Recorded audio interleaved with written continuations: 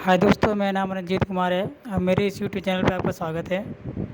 तो आज हम बात करने वाले हैं कि अगर आपके पास ओप्पो A37 का फ़ोन है, उसका स्पीकर नहीं बज रहा है तो क्या करें। आप स्पीकर को चेंज कर दे रहे हो फिर भी नहीं बज रहा है, आप उसका जैक के अच्छे से साफ करके लगा रहे हैं फिर भी नहीं बज रहा है, पत्ता वगैरह सब कुछ चेंज कर दिए फिर भी नहीं बज रहा है, तो हम करें क्या। ठीक, तो आज हम समझेंगे इस्टीमेटिक के ज़रिए आप इसको कैसे सही करोगे। स्टेप बाय स्टेप समझाएंगे, वीडियो को लास्ट तक देखना। वादा करता हूँ आपका मोबाइल ज़रूर सही होगा। तो सबसे पहले आते हैं हम एस्टिमेट डायग्राम में। जो मैं ओप्पो A37 का एस्टिमेट डायग्राम पहले डाउनलोड करके रख चुका हूँ। जिन भाई बंधुओं को डाउनलोड करना नहीं आता तो डिस्क्रिप्शन बॉक्स में उसका लिंक दे दिया हूँ, वहाँ पे जाकर वीडियो को देख कर डाउनलोड कर सकता है। बहुत ही आसान तरीका बताऊँगा, बस वीडियो को लास्ट तक ज़रूर देखना। ये हमारा बोर्ड आ गया और ये मेरा डायग्राम आ गया। अब एक डायग्राम और ओपन कर लेते हैं। ये हमारा दो डायग्राम हो गया, एक बोर्ड हो गया। दो डायग्राम इसलिए ओपन करते हैं क्योंकि एक में हमको देखना है, एक में हमको सर्च करना है। और ये जो बोर्ड है, बोर्ड में हमको देखना है कंपोनेंट कहाँ पर लगा हुआ है। और पहले से हम क्या करते हैं, इस बोर्ड को अच्छे से मैच कर लेते हैं। जो हमारे हाथ में है और जो बोर्ड है अच्छे से मैच कर लेंगे। मैच करने के बाद हम इसको करते हैं जूम आउट। जैसे जूम आउट करेंगे तो हमको ये चेक करना है कि जो हमारी जो सीसी बोर्ड से निकल के आती है पत्ती, बोर्ड मदरबोर्ड में लगता कहाँ पर है। अगर हम ये जान के तो हमको ट्रेसिंग यहीं से करनी है। ठीक, आप क्योंकि अगर उसमें पत्ते में कोई दिक्कत होगी तो पत्ते आप चेंज कर दोगे, सीसी बोर्ड में कोई दिक्कत होगी तो आप सीसी बोर्ड को चेंज कर दोगे। ठीक, बाकी जब मदरबोर्ड में दिक्कत आएगी तो मदरबोर्ड कहाँ चेंज करोगे। इसलिए इसका एस्टिमेटिक डायग्राम दिया रहता है ताकि आप अच्छे समझ के रिपेयर कर सको। अब इसके बाद इसका ये हमारा जैक है, इस जैक का नाम है CN3001। आते हैं डायग्राम में, यहाँ पे दबाएंगे कंट्रोल F। कंट्रोल F दबाओगे सर्च का ऑप्शन आ जाएगा। यहाँ पे लिखना है CN3001। जैसे हम डालेंगे तो इसका डायग्राम ओपन होके आ जाएगा। देखिए हमारा डायग्राम। अब आप ये सोच रहे होंगे कि हमको केवल ये CN3001 से ही स्टार्ट क्यों करना पड़ेगा, क्योंकि हमको CN3001 में आपको तीन चार लाइनें आपको मिलेंगी। एक तो आपको स्पीकर की लाइन मिलेगी और दूसरी जो है आपको मिलेगी माइक की लाइन, तीसरी जो है जो हमको चार्जिंग की लाइन। अब अगले वीडियो में भी आपको यही बताया था, इस वीडियो में आपको ये भी यही बताऊँगा। ठीक, तो ये हमारे स्पीकर नेगेटिव और ये हमारे स्पीकर पॉजिटिव। अब इस लाइन को हमको ट्रेस करना है। ठीक, आईसी तक हमको ट्रेस करनी है कि ये लाइन कौन सी आईसी में जा रही है। ठीक, तो इसके बाद कर लेते हैं इसको बैक आने के बाद आएंगे इस वाले पेज में।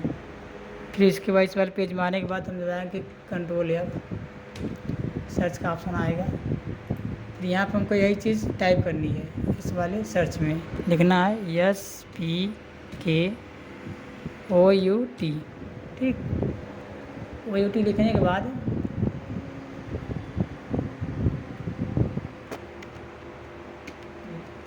जैसे हम इसको लिखेंगे ना, ऐसे यहाँ पर जैसे हम लिखेंगे वहाँ पर जैसे हम लिखेंगे, लिखने के बाद ये जहाँ पे लाइन जहाँ पे जाती है वो पेज ओपन हो जाएगा। ठीक, ये लाइन वहाँ से चल के डायरेक्ट यहाँ आई है। अब इसके बाद कहाँ पे गई है, इस जैक से तो निकली है। फिर इसके बाद यहाँ पर एक TP पॉइंट है, इस TP पॉइंट भी आती है। ये ओप्पो के फ़ोन में आपको ज़्यादातर मिलेंगे कि जो इसकी स्पीकर की TP लाइन है वो आपको मिल जाएंगी, बाकी और सब मोबाइल में नहीं मिलते। ठीक, केवल चार्जिंग के TP पॉइंट मिलेंगे और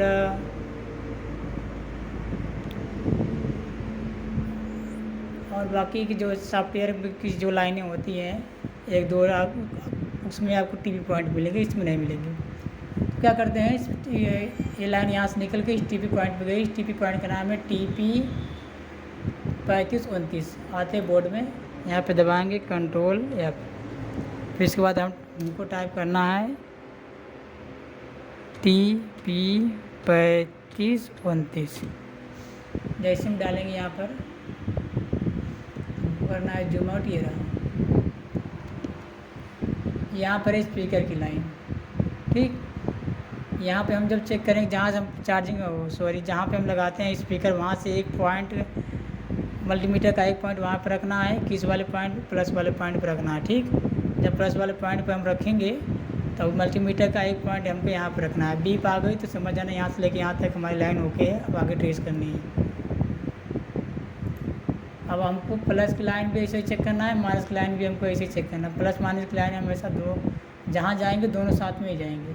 ये रहा प्लस की लाइन जिसका टीवी पॉइंट है 35-29, इसका जो माइनस की लाइन है इसका 35-28। दोनों टीपी लाइन को चेक कर लेना है आते बोर्ड में।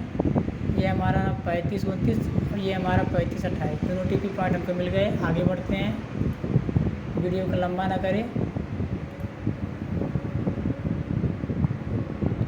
बहुत ही आसान तरीके से बताऊंगा आपको। जिन भाई बंधुओं को एस्टिमेटिंग नहीं समझ में आता है और जिन भाई बंधुओं के पास बोर्नियो नहीं है तो एस्टिमेटिंग को फॉलो करिए और हमारे जो चैनल को फॉलो करिए, सब्सक्राइब करिए, लाइक करिए। मेरा वादा है कि मैं आपको हर एक मोबाइल का एस्टिमेटिंग फ्री में दूंगा और अच्छे से सिखाऊंगा कैसे रिपेयर की जाएगी। आप कस्टमर के मोबाइल को फ्री में रिपेयर कर सकते हो, कोई पैसा नहीं लगेगा, विदाउट कॉस्ट का। ठीक, तो इस टीवी पॉइंट के बाद ये जो लाइन है ये जाती है इस वाले आईसी में। ठीक, अब ये लाइन वहाँ से निकली डायरेक्ट आई यहाँ पर। अब ये लाइन जब यहाँ से आने के बाद आ गया, कैपेसिटर लगा हुआ है यहाँ पे, कैपेसिटर लगा हुआ है। एक कैपेसिटर जो ग्राउंड है, एक कैपेसिटर प्लस में लगा हुआ है, एक कैपेसिटर माइनस में लगा हुआ है। अब दोनों कैपेसिटर का ग्राउंड है। अब इसके बाद हमें चेक करेंगे कैपेसिटर है कहाँ। इस कैपेसिटर का नाम है C3207। बोर्ड में आते हैं, यहाँ पे टाइप करेंगे C3207। C3207 ये है कहाँ, हमको थोड़ा ध्यान से देखना पड़ेगा क्योंकि ये एस्टिमेटिक है में ज़्यादा जूम आउट नहीं होता है, ये बस इतना ही जूम होता है। हमको ध्यान से देखना पड़ेगा, हमको इसी पेज में कहीं ना कहीं दिखेगा।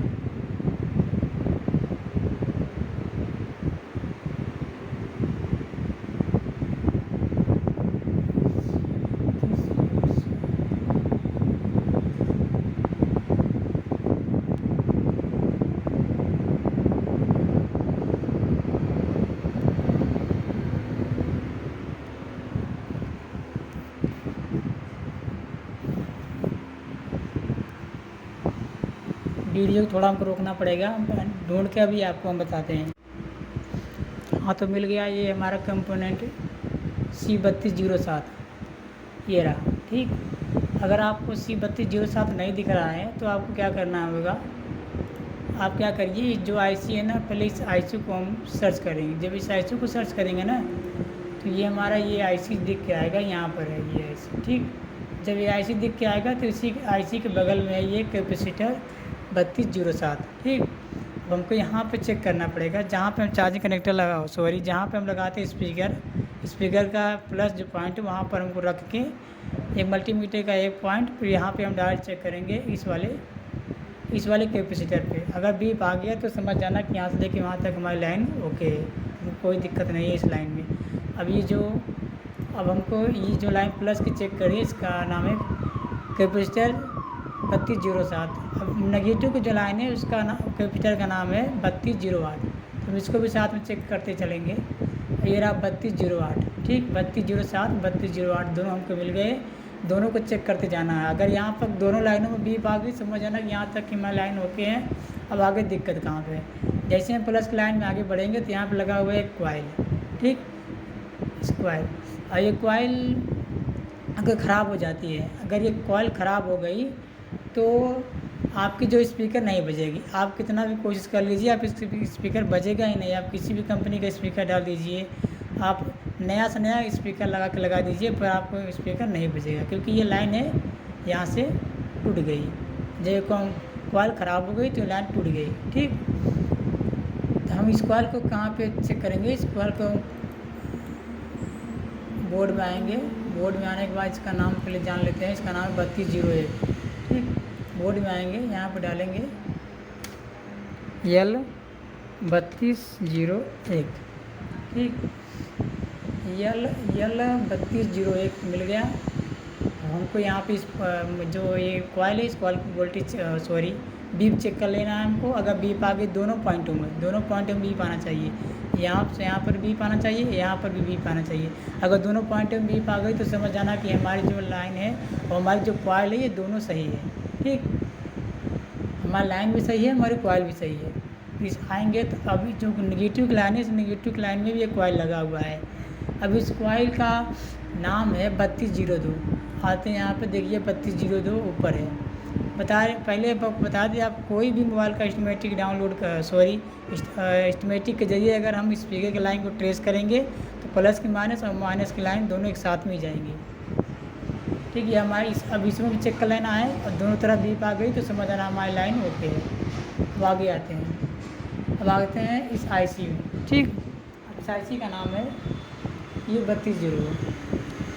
अभी ये IC क्या करती है, इस IC को, ये IC का काम करती है कि अगर हमारी मोबाइल अगर अचानक अगर आवाज़ आपकी स्लो हो जा रही है, ठीक, तब इस IC को बढ़ाती है ये आवाज़ को। इस IC इस आवाज़ को बढ़ाती है। यहाँ पर इसका देखिए, यहाँ पर लिखा है बूस्ट VREG 5 वोल्ट। ये 5 वोल्ट जो हमको वोल्टेज मिलते हैं और जो हमको वोल्टेज मिलना चाहिए स्पीकर पे, ये 5 वोल्ट की सप्लाई होता है। बूस्ट मतलब समझते हो आप, किस चीज़ को बूस्ट कर देना, तेज़ी से कर देना। तो ठीक, जब तेज़ी से कर देता है ये, तब इसका आवाज़ जो है तेज़ी से बजता है। इसलिए इसको कंट्रोल करने के लिए हमको बूस्ट वोल्टेज मिलते हैं यहाँ पर, ये बूस्ट वोल्टेज। ठीक, अब इस बूस्ट वोल्टेज होता है 6.5 6.3 वोल्टेज तक होंगे सर। ठीक, 5 वोल्ट की सप्लाई आएगी यहाँ पे, 6.3 वोल्ट तक की सप्लाई ये देगी। अब आपकी स्पीकर को अच्छे से बजाएगी। अब इसको, इस IC को चलाने के लिए हमको एक सप्लाई मिल रही है जिसका नाम है बूस्ट VREG 5 वोल्ट। ठीक, अब हम इसको ट्रेस करेंगे। अगर आपकी आवाज़ नहीं आ रही, धीमी बज रही है, फिर भी आप यहाँ तक ट्रेस कीजिए फिर भी सही नहीं हुआ, तो हमको करना क्या है, पहले हमको ये चेक कर लेना है कि जो हमकी ये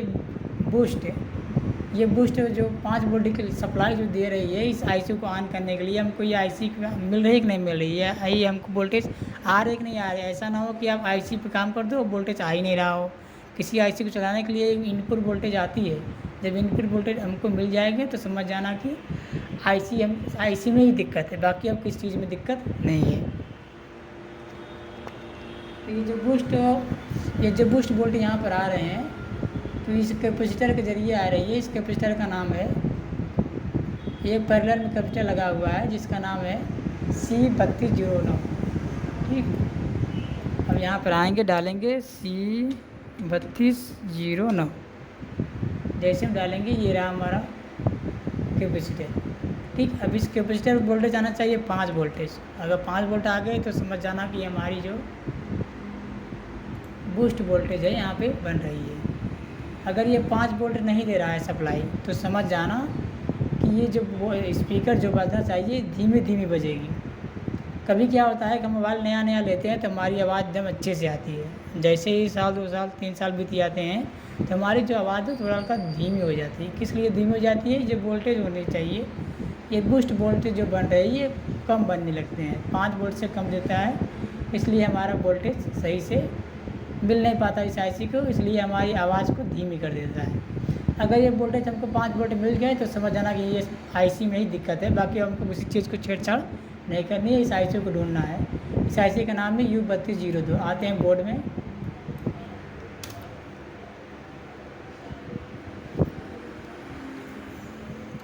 डालते हैं U3202। ठीक, ये रहा हमारा IC। हमारी जो चार्जिंग कनेक्टर जो हमारी स्पीकर की लाइन निकली, कुछ कंपोनेंट कुछ कॉइल से होते हुए इस IC में आ गई है। अब इस IC को चलाने के लिए एक बूस्ट वोल्टेज हमको मिला 5 वोल्ट का। हम वहाँ पे 5 वोल्ट का बूस्ट वोल्टेज अगर हम चेक कर लेते हैं तो समझ जाइए कि हमारी 100% ख़राब है IC, बाकी किसी चीज़ में दिक्कत नहीं है। तो अभी हम IC को उखाड़ेंगे, रिबूट करके अच्छे से लगा देना, आपकी मोबाइल 101% गारंटी है, सही हो जाएगी। बस इस वीडियो में